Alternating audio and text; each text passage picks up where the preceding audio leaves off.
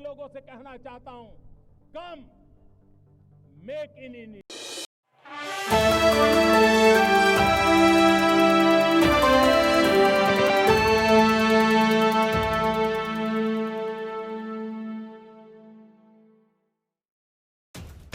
पाकिस्तान के इस्लामाबाद में आयोजित की जा रही शंघाई सहयोग संगठन की बैठक में भारतीय विदेश मंत्री एस जयशंकर ने अपने संबोधन में एक बार फिर पाकिस्तान पर निशाना साधा। पाकिस्तान का नाम लिए बगैर विदेश मंत्री ने कहा कि अगर आतंकी घटनाएं जारी रहेंगी तो फिर व्यापारिक गतिविधियों को बढ़ावा नहीं मिलेगा। इस तरह जयशंकर ने बिना नाम लिए पाकिस्तान को उसी के घर में लताड़ लगाई। शंघाई सहयोग संगठन के मंच पर दिए अपने संबोधन में भारतीय विदेश मंत्री ने कहा कि हम ऐसे समय में मिल रहे हैं जब दुनिया संकटों से गुजर रही है। दो बड़े संघर्ष चल रहे हैं और उनको पूरे विश्व पर नकारात्मक असर जा रहा है। कोरोना महामारी ने कई विकासशील देशों को बुरी तरह से प्रभावित किया। साथ ही जलवायु परिवर्तन, आपूर्ति श्रृंखला की अनिश्चित और वित्तीय कमजोरी विकास को प्रभावित कर रही है। विदेश मंत्री एससीओ के देशों के बीच आपसी सहयोग बढ़ाने, विश्वास, दोस्ती और अच्छे पड़ोसी बनने की अपील की। उन्होंने कहा कि एससीओ संगठन के सामने आतंकवाद, अलगाववाद और कट्टरपंथ से लड़ने की साझा चुनौती है। पाकिस्तान को लताड़ लगाते हुए विदेश मंत्री ने कहा कि अगर विश्वास की कमी या सहयोग पर्याप्त नहीं है, दोस्ती कम हो गई है और अच्छे पड़ोसी की भावना गायब है, तो निश्चित रूप से आत्मनिरीक्षण करने की आवश्यकता है। साथ ही यह तभी संभव है जब हम पूरी ईमानदारी से चार्टर के प्रति अपनी प्रतिबद्धता की पुष्टि करें। तभी हम आपसी सहयोग और प्रतिबद्धता के फायदों को पूरी तरह से महसूस कर सकते हैं। यह सिर्फ हमारे फायदे के लिए नहीं है। दुनिया आज बहुत ध्रुवीय की तरह बढ़ रही है और वैश्वीकरण और पुनर्संतुलन ऐसी वास्तविकताएं हैं जिन्हें नकारा नहीं जा सकता।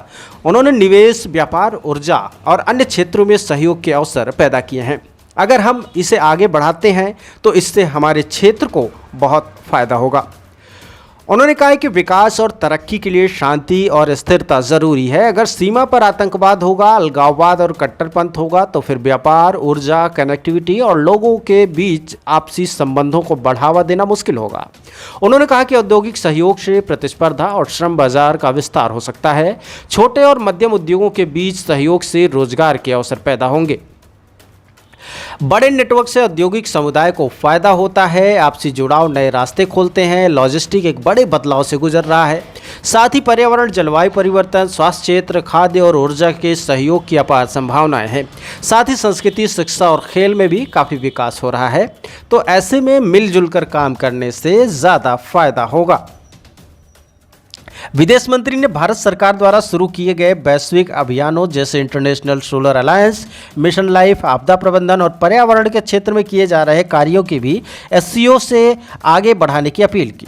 उन्होंने कहा कि योग और मोटे अनाज को लेकर भारत सरकार की पहल से पर्यावरण को बहुत बेहतर करने में मदद मिलेगी।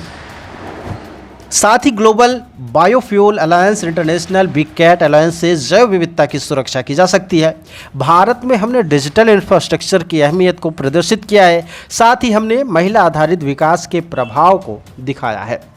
आपको बता दें कि एस जयशंकर पाकिस्तान में जिस तरह से अपना पक्ष रखने में कामयाब हुए हैं, उससे साफ तौर पर जाहिर है कि अंतर्राष्ट्रीय स्तर पर भारत बेहद मजबूत होता हुआ दिखाई दे रहा है और मजबूती के साथ अपना पक्ष रख रहा है।